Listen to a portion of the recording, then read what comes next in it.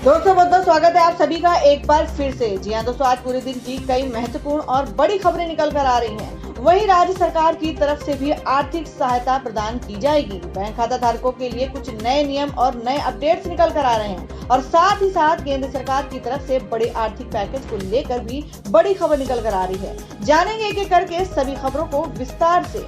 तो बिना समय गंवाए चलते हैं पहली बड़ी खबर की ओर।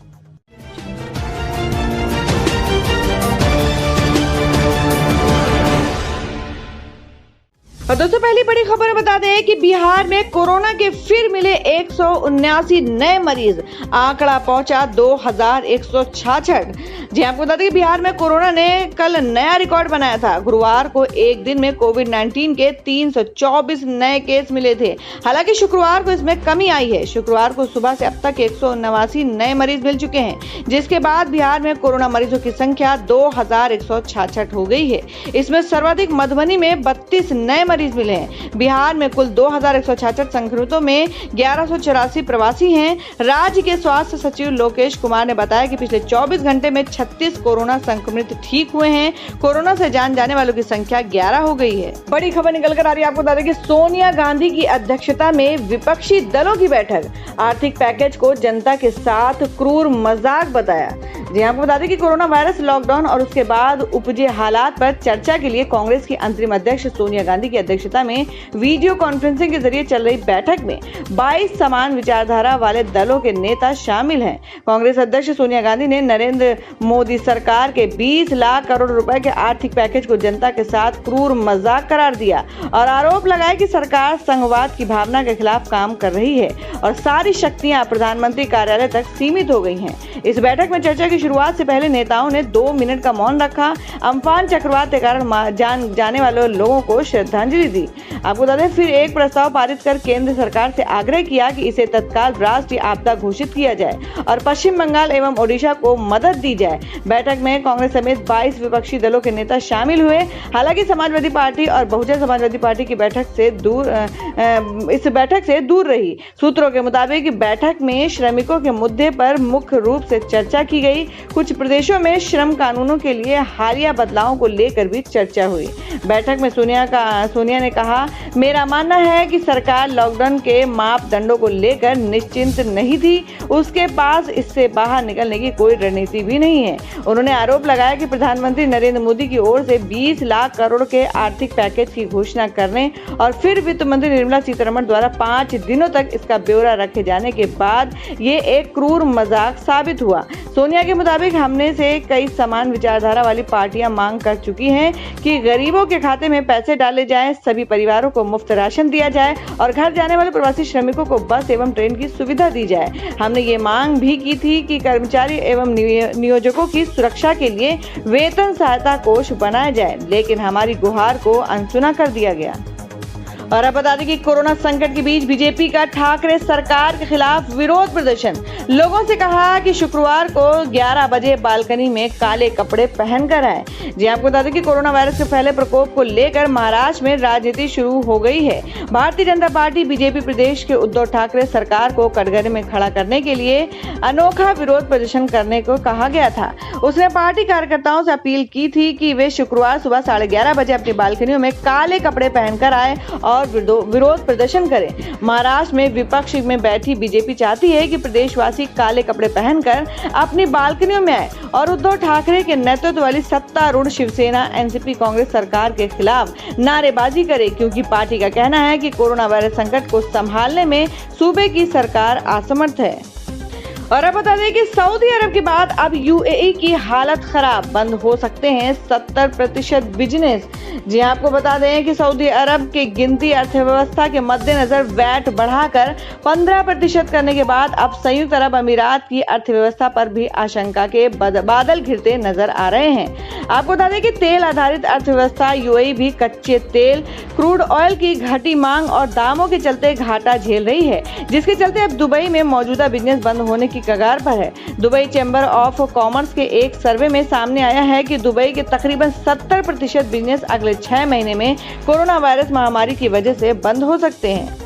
और अब अगली बड़ी खबर बता दें कि एयर इंडिया और स्पाइस जेट ने शुरू की घरेलू उड़ानों के लिए टिकट बुकिंग। सोमवार से शुरू हो रही है डोमेस्टिक फ्लाइट्स। जी हाँ, हम बात करें कोरोना वायरस से चलते लागू देशव्यापी लॉकडाउन के बीच सरकारी विमानन कंपनी एयर इंडिया ने घरेलू उड़ानों डोमेस्टिक फ्लाइट्स के लिए टिकटों की बुकिंग शुरू कर दी है। साथ ही स्पाइस जेट ने भी टिकटों की बिक्री शुरू कर दी है। एयर इंडिया ने यानी शुक्रवार को ट्वीट करते हुए लिखा कि हमारी सेवा के लिए टिकट बुकिंग शुरू हो गई है। कंपनी की ओर से इसके लिए वेबसाइट की जानकारी दी गई। साथ ही कहा गया कि कस्टमर केयर पर बात भी की जा सकती है। शुक्रवार दोपहर 12:30 बजे से डोमेस्टिक फ्लाइट्स के टिकट की बुकिंग शुरू कर दिया गया है। पिछले कई दिनों से बंद रही फ्लाइट्स 25 मई से फिर से शुरू होने जा रही है। हालांकि अभी सिर्फ डोमेस्टिक फ्लाइट्स ही शुरू हो रही है। हवाई यात्रा करने वाले लोग एयर इंडिया की वेबसाइट से टिकट बुक कर सकते हैं या फिर ट्रैवल एजेंट के जरिए से भी बुकिंग कराई जा सकती है। ट्वीट में बताया गया है कि कस्टमर केयर के जरिए टिकट बुकिंग के बारे में ज्यादा जानकारी ली जा सकती है। तो दोस्तों, खबर में आगे बढ़ने से पहले जान लेते हैं आज के माइंड क्विज के सवाल को। आज का सवाल है, आपको बताना है आंध्र प्रदेश के मुख्यमंत्री का क्या नाम है। इसका जवाब आपको वीडियो के नीचे कमेंट बॉक्स में देना है और सही जवाब देने वाले को रैंडमली सिलेक्ट किया जाएगा और वो जीत सकते हैं बम्पर पुरस्कार। बढ़ते अगली बड़ी खबर की ओर। और अब बता दें कि बीजेपी के प्रदर्शन पर आदित्य का पलटवार, दुनिया एकजुट हो रही है और ये नफरत फैला रहे हैं। जी आपको बता दें कि कोरोना वायरस महासंकट का सबसे अधिक असर महाराष्ट्र में देखने को मिल रहा है। देश के करीब 40% केस यहां पर ही हैं। लेकिन इस बीच सत्ताधारी दल और विपक्ष के बीच लगातार राजनीतिक बयानबाजी जारी है। शुक्रवार को पूर्व मुख्यमंत्री देवेंद्र फडणवीस की अगुवाई में भाजपा ने प्रदर्शन किया तो अब राज्य सरकार में मंत्री आदित्य ठाकरे ने पलटवार किया है। आदित्य ठाकरे ने शुक्रवार को ट्वीट कर लिखा, एक राजनीतिक दल की राज्य यूनिट ने नया वर्ल्ड रिकॉर्ड स्थापित किया है। जब दुनिया सब कुछ भूलकर एक दूसरे की मदद कर रही है, तब ये पार्टी नफरत और डर की राजनीति करने में जुटी है। ये पार्टी महामारी को भूल चुकी है। आदित्य ने आरोप लगाया कि कोरोना संकट के बीच बच्चों को बिना मास्क प्रदर्शन में खड़ा करवाया जा रहा है। ये लोग कोरोना को भूल गए, राजनीति प्यारी है। गौरतलब है कि कोरोना वायरस संकट को लेकर शुक्रवार को भाजपा ने प्रदेश कार्यालय के बाहर सांकेतिक प्रदर्शन किया। इस दौरान पूर्व मुख्यमंत्री देवेंद्र फडणवीस की अगुवाई में पार्टी ने राज्य के लिए विशेष पैकेज के ऐलान की मांग की। भाजपा की मांग है कि राज्य सरकार द्वारा असंगठित क्षेत्र के किसानों, मजदूरों और श्रमिकों के लिए 50,000 करोड़ रुपए के पैकेज की घोषणा की जानी चाहिए। और अब अगली खबर आ रही है यूपी से। आपको बता दें कि सीएम योगी ने अधिकारियों को उत्तर प्रदेश में लौटने वाले श्रमिकों को 15 दिन का राशन और 1,000 रुपए भत्ता देने का दिया निर्देश। जी हम बात करें कि उत्तर प्रदेश में करीब 18 लाख प्रवासी मजदूर और कामगार प्रदेश के विभिन्न गांवों तक शहरों के पृथक केंद्रों के माध्यम से गए हैं और इन सभी को पृथक अवधि पूरी करने के बाद 15 दिन का राशन और 1,000 रुपए का भरण पोषण उपलब्ध कराए जाने के निर्देश दिए गए हैं। अपर मुख्य सचिव गृह अवनीश अवस्थी ने शुक्रवार को पत्रकार वार्ता में बताया कि अब तक प्रदेश में 20 लाख से अधिक प्रवासी श्रमिक और कामगार ट्रेनों और बसों के माध्यम से प्रदेश में लौट चुके हैं। उन्होंने बताया कि प्रदेश की 46,103 ग्राम पंचायतों में बने पृथक केंद्रों के माध्यम से 16,08,184 श्रमिक गए हैं। इसी तरह नगरीय क्षेत्र के 6202 मोहल्ले में बने पृथक केंद्रों के माध्यम से 2,24,639 लोग गए हैं और इस तरह प्रदेश में कुल 18,24,000 लोग पृथक केंद्रों के माध्यम से गए हैं। प्रवासी श्रमिकों के आने का सिलसिला अभी भी जारी है क्योंकि लगभग 100 ट्रेन प्रतिदिन आ रही हैं। तो दोस्तों, खबरों में आगे बढ़ने से पहले एक बार फिर से आपको याद दिला दें कि अगर आपने अभी तक हमारे वीडियो को लाइक नहीं किया तो जल्दी से वीडियो को लाइक कर दें क्योंकि आपका एक लाइक हमारे लिए बहुत ही महत्वपूर्ण होता है। और अगर आप हमारे चैनल पर नए हैं तो चैनल को जरूर सब्सक्राइब कर लें और बेल के बटन को भी जरूर हिट कर दें और हमारी पूरी न्यूज को जानने के लिए वीडियो को लास्ट तक जरूर देखें। बढ़ते अगली खबर की ओर। और अब अगली खबर बता दें कि स्पेशल ट्रेनों के लिए रेलवे ने बदला नियम, अब इतने दिन पहले करा सकेंगे टिकटों की बुकिंग। जी आपको बता दें, कोरोना वायरस संक्रमण को रोकने के लिए देश भर में लागू लॉकडाउन के बीच भारतीय रेलवे 15 जोड़ी अप डाउन स्पेशल ट्रेनें चला रही है। अब रेलवे ने इन स्पेशल ट्रेनों की टिकट बुकिंग में बड़ा बदलाव किया है और इसके लिए 30 दिन पहले टिकट बुक किए जा सकते हैं। पहले जारी दिशा निर्देशों के मुताबिक राजधानी विशेष ट्रेनों की एडवांस बुकिंग 7 दिन पहले ही हो सकती थी। रेल मंत्रालय ने ट्वीट कर बताया कि भारतीय रेलवे वर्तमान में 12 मई 2020 से 15 जोड़ी स्पेशल ट्रेनें चला रहा है। यात्रियों की सुविधा के लिए अब इन 15 जोड़ी विशेष ट्रेनों के कुछ नियमों और शर्तों को संशोधित करने का निर्णय लिया गया है। रेल मंत्रालय के कार्यकारी निर्देशक राजेश दत्त बाजपेयी के मुताबिक अभी इन स्पेशल ट्रेनों में तत्काल बुकिंग की अनुमति नहीं होगी। आगे के दिशा निर्देशों के मुताबिक इन ट्रेनों में RAC या वेटिंग लिस्ट टिकट जारी किए जाएंगे। इसके अलावा रेलवे ने बताया कि अब टिकटों की बुकिंग और रद्द करने की सुविधा डाकघरों और यात्री टिकट सुविधा केंद्रों समेत कंप्यूटरीकृत PRS काउंटरों को दे दी है। इसके साथ साथ ऑनलाइन भी टिकट बुक की जा सकती है। रेलवे ने बताया कि टिकटों की बुकिंग में बदलाव 31 मई से शुरू होने जा रही है। विशेष ट्रेन भी लागू है।